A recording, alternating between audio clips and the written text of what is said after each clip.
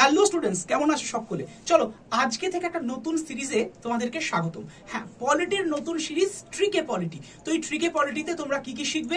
একদম পলিটির যে প্রশ্নগুলো অনেক সময় তোমাদের মনে রাখার চাপ হয়, কিন্তু সেগুলোকে একটু ইজি ট্রিকের মাধ্যমে মনে রাখলে খুব তাড়াতাড়ি তোমাদের পরীক্ষার হলে সমাধান করতে কিন্তু সুবিধা হবে। তো সেটার কথা মাথায় রেখে এই সিরিজটা শুরু হচ্ছে, তাই কেউ মিস করো না, এখন থেকে প্রতিদিন চলবে এই সিরিজটা। এবং পলিটিতে বেস্টের থেকেও বেস্ট হয়ে তোলার দায়িত্ব আমাদের, এবং এর জন্য তোমাদের কিন্তু অবশ্যই থাকতে হবে আমাদের সাথে। তো চলো আজকের যে ট্রিক্সটা তোমাদের জন্য নিয়ে এসেছি পলিটির তরফ থেকে, সেটা কি?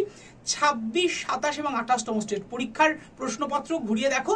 প্রিভিয়াস ইয়ারে বারবার দিয়েছি প্রশ্নগুলো ঘুরিয়ে ফিরিয়ে, 26তম স্টেট কোনটা, 27তম স্টেট বা 28তম স্টেট কোনটা। তো মনে রাখা খুব চাপের। তো তার জন্য একটা ছোট্ট ট্রিক্স আছে, ট্রিক্সটা আজ শিখিয়ে দিচ্ছি। দেখো, এই তিনটে শ্রেণী তৈরি হয়েছে কিন্তু 2000 সালের নভেম্বর মাসে। আমরা যদি দেখি 2000 সালের নভেম্বর মাসে প্রথমে তৈরি হয়েছে ছত্তিশগড়, তারপরে তৈরি হয়েছে উত্তরাখণ্ড, তারপরে তৈরি হয়েছে ঝাড়খণ্ড। কোন কোন রাজ্যকে ভেঙে?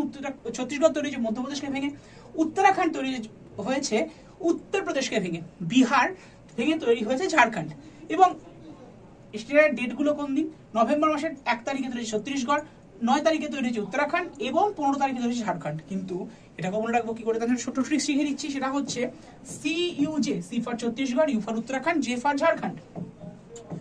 1915 মানে 1 নভেম্বর ছত্তিশগড়, উত্তরাখণ্ড হচ্ছে 9 নভেম্বর, 15 নভেম্বর ঝাড়খণ্ড। তো CUJ 1915 দিয়ে খুব ইজিলি কিন্তু তোমরা এই জায়গাটাকে মনে রাখতে পারো, অর্থাৎ 26, 27 এবং 28তম স্টেট কোনটা সেটাকে। তো এরকম আরো ট্রিক্স জানার জন্য অবশ্যই ভাবে সাবস্ক্রাইব করে রাখো Under 24/7 WBCS টপার চ্যানেলকে। বেস্ট অফ লাক, তোমার সাথে দেখা হচ্ছে প্রত্যেক দিনের ক্লাসে।